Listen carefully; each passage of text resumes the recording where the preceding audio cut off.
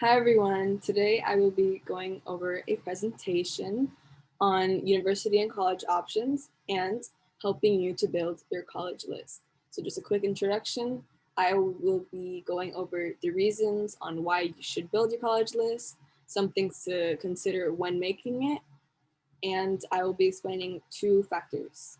I'll be explaining program and place. So let's begin.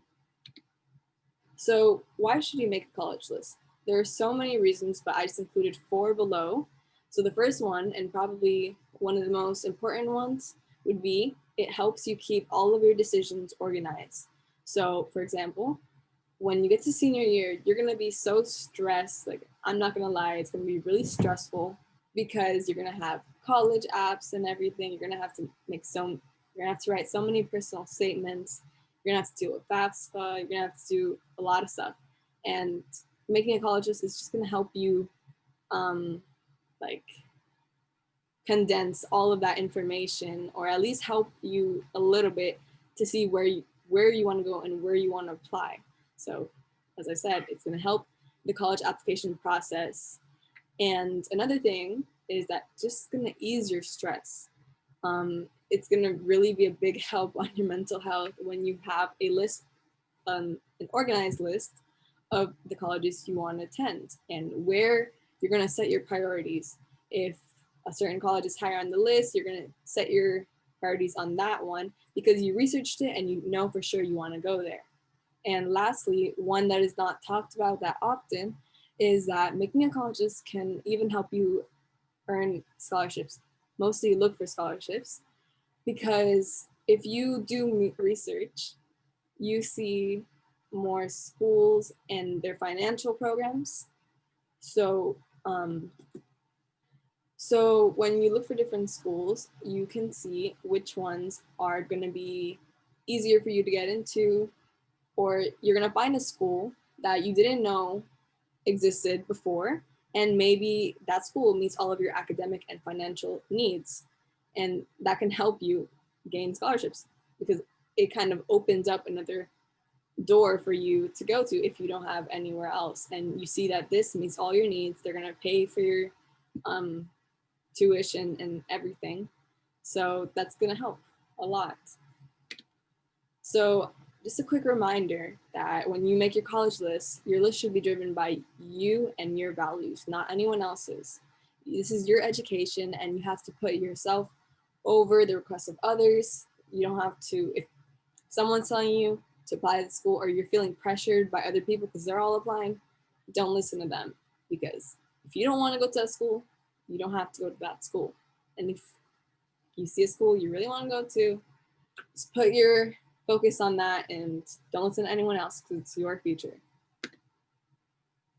So some mistakes that I want to address when making a college list that a lot of people make are listed here. I put 5.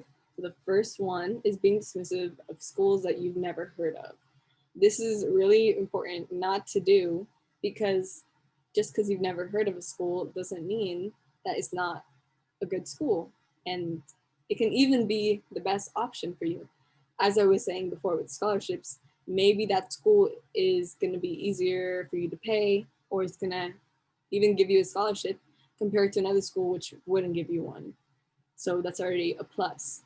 And overall, if it has a better program, just because you've never heard of it. So if you do the Navion Super Match option, which I did a tutorial in my first 2 videos, if it gives you a school that you never heard of, don't be dismissive of it, because maybe that's the best option for you and you'll actually enjoy your 4 years there more than you would at any other school. So the second mistake that you don't want to make is not researching what the school looks like and where the school is. This is really important, especially for people that don't like going out of their comfort zone and don't like change, or just overall, because moving to another city or another state doesn't matter. It's going to be really different from what you see at home. And if you don't research before, you're not going to have such a good time adjusting to that school.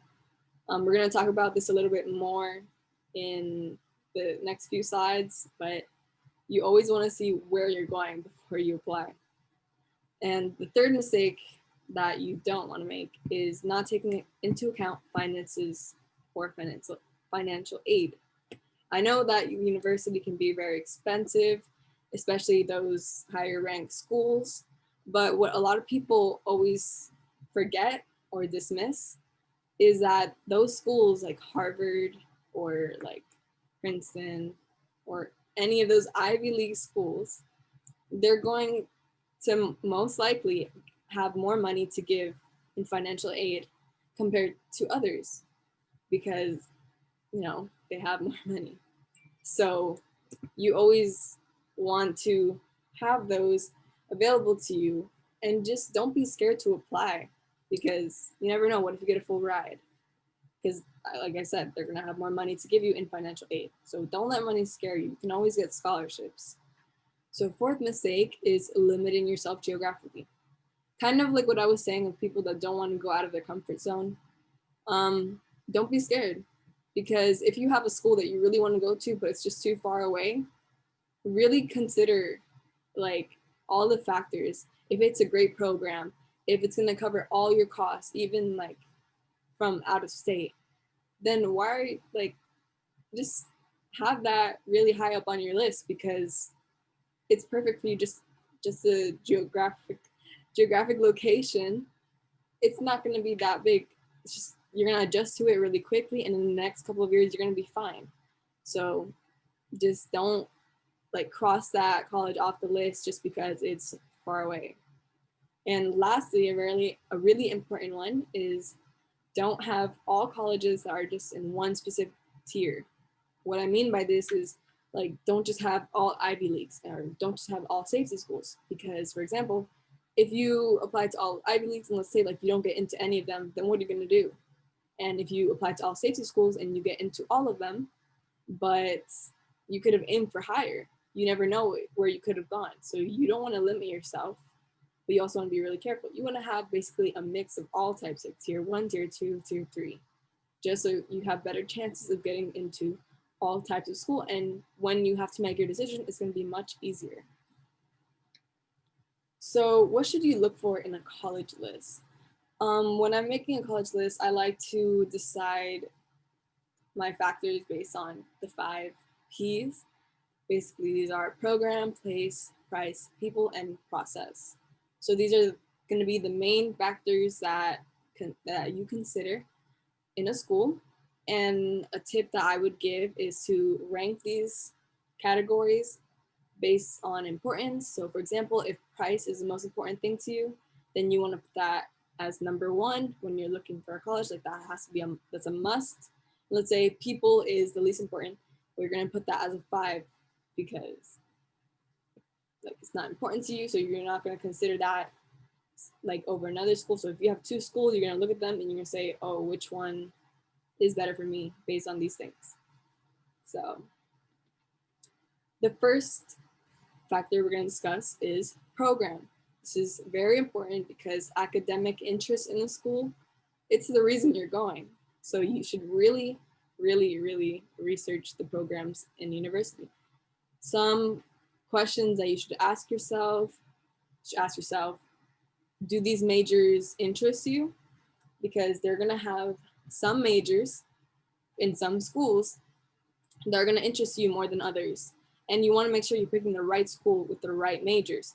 For example, if you're going into a STEM major, you don't want to like apply or get into a liberal arts college, because how is that going to help you? Like it isn't, you can always apply, but like that's not going to help you compared to a university that's focused on research. And speaking about research, especially if you're going to STEM, you should look if there's research opportunities available, because typically for STEM majors, they need to do research to graduate. So you want to make sure that those are accessible to you, or else you're not going to succeed as much as you want to. And kind of relating to that, but more general to all careers, you should look if internships are available, because if you're looking to have an internship in your 4 years of college, you want to make sure that you can get one, and you want to see that you have sufficient resources to be successful in university. And another question that is not as important, but still it's nice to look at, is the graduation rate, because the graduation rate really determines the success and the academic integrity of the school. So you want to make sure that the college you're going to, you're going to be successful. And if you see that the graduation rate is low, then it's typically not such a driven school compared to one where people are focused, people are graduating. You want to make sure you make the right decision and you see where you lie.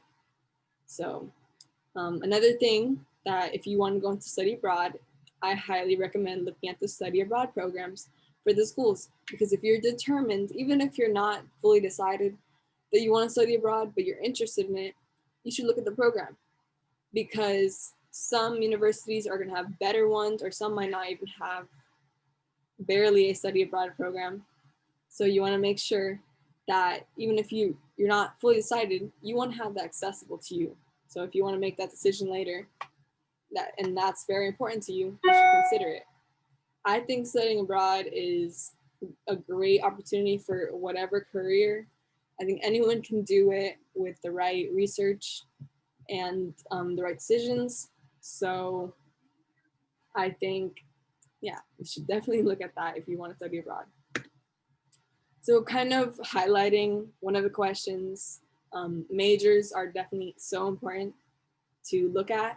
And I just want to kind of emphasize it, because each university is going to have like a large variety. They're going to have so many majors, but as I was saying, there are going to be certain universities that are better suited for you and your interests than others. So for example, the engineering program at Johns Hopkins is most likely going to be better than the one at NYU, because it's a research school. It's going to be better for a person going into STEM.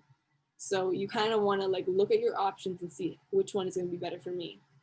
So, and you want to be comfortable with the major you choose. So you want to consider that. And kind of relating to that, I made a list of college major resources. So the first two links are just college lists. There's so many. So if you think that like you're not fully sure, there's so many specific ones and there's some general ones. So there's like general ones like from biology, and there's more specific one like you can go into microbiology, you can go to science is really very detailed and very specific. But if you're not really sure, even if you're not sure what general subject you want to study, I linked a quiz for narrowing down college majors that is going to help you kind of condense your thoughts, and it's going to help you if you're not completely sure. So you just do a little, I think it's like 40 question quiz. It's really quick and it's really helpful if you're not sure. So the second factor I'm going to talk about is place. As I was saying before, the location of your school is extremely important, especially if you're not really good at adapting, if you don't like change. So for example, if you want to go to, or if you grew up like in the suburbs and you're going to go to a school that has a more rural environment, then you really want to research the area, you want to know, and you want to prepare yourself, because sometimes it's not for everyone. And even if you're going to go to that school, you want to be prepared for what you're going to see. You don't want to go to that school like head on and not knowing anything, because you're going to be miserable and it's not going to be fun. Those like first 4 years are not going to suit you. And another thing, if you're talking about like being comfortable, you also want to see if you would like to be farther or closer to home. And a lot of people think about this because it kind of relates to like, do you want to go out of state or in state?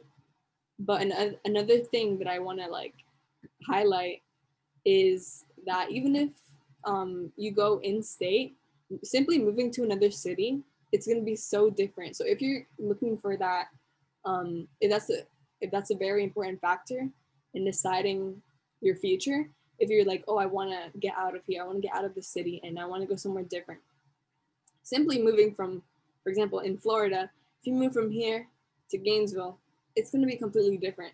So you're going to get that experience wherever you go, obviously, unless you stay here or like you stay in your own city.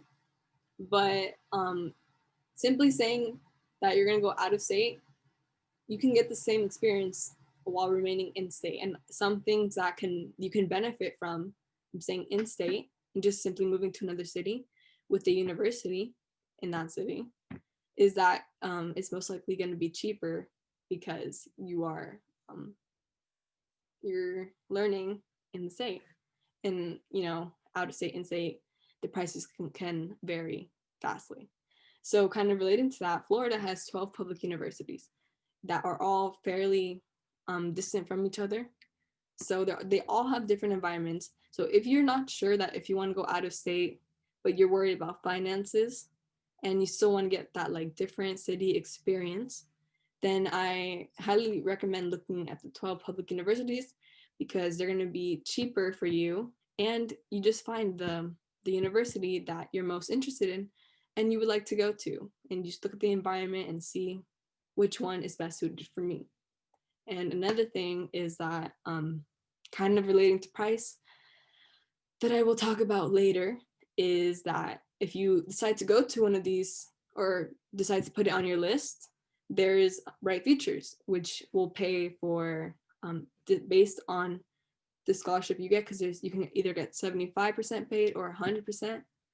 You can get free tuition. So it's a really good option to consider. So when I was talking about the weather, this is kind of an example of what you're gonna see if you go out of state, because obviously here we don't see that big of a shift in Florida because it's always either hot or like maybe it'll be cold sometimes, but that doesn't apply to, let's say, like up north. So this is Dartmouth University in the winter and Dartmouth University in the spring. So if you're from the South or somewhere from here and you're gonna go to university like in the fall when spring is coming up around the corner, then you're gonna be blown away by the amount of snow and how cold it is there if you're not prepared. So you kind of want to consider that because you don't want to be like freezing in your like first semester of college. And because some people are just like not up for it and they're not down for the cold. So yeah, it's very important. And another thing that kind of relates to a little bit of each factor, but it kind of fits mostly with like the place, is the difference between public and private universities. So the difference between public and private universities, a public university, which are the ones like, if we're talking local, they're like UF, FSU, UNF, USF, like those schools. And like state schools, they tend to be much more populous. They're going to be larger. There's going to be a lot more students. It's very social. And yeah, they're going to have like, it's probably going to be, especially state schools, they're very focused on like sports and stuff. There's always like activities going on in these colleges. And that's why another thing I want to say is that it's very important to be organized in this environment because sometimes it can be a lot to handle, especially if it's very social. You're going to be going out a lot. You're going to be going to different events. You're going to be doing a lot of stuff. And you kind of want to be organized with that. Now, on the other hand, if you're looking at a private school, generally private schools are the acceptance rate is much lower than public schools. So they tend to be smaller, less populous. It's like more personal. There's less students per class. It's very focused on like collaborative work and like study groups. And if you're going to private school, it's most likely going to have a rigorous academic environment. People are not really focused on like social events. Not that there's not going to be opportunities for social event, but it's not gonna have like, that's not the main focus. Like you're gonna be there to learn, you're gonna be there to like pass that test. That's what you're gonna do. So when I'm saying like you should still be organized. I'm not saying don't be organized because you're gonna have to be organized. But when comparing the two, at a private school, you're gonna have to be not as organized when like talking about like social, but in academic, you're gonna have to be much more organized. And like vice versa with the public school, where you're gonna have to have like a lot more on your plate with like social and like going out, but you're not gonna have that much, or at least you're not gonna have the same experience as you would in a private school.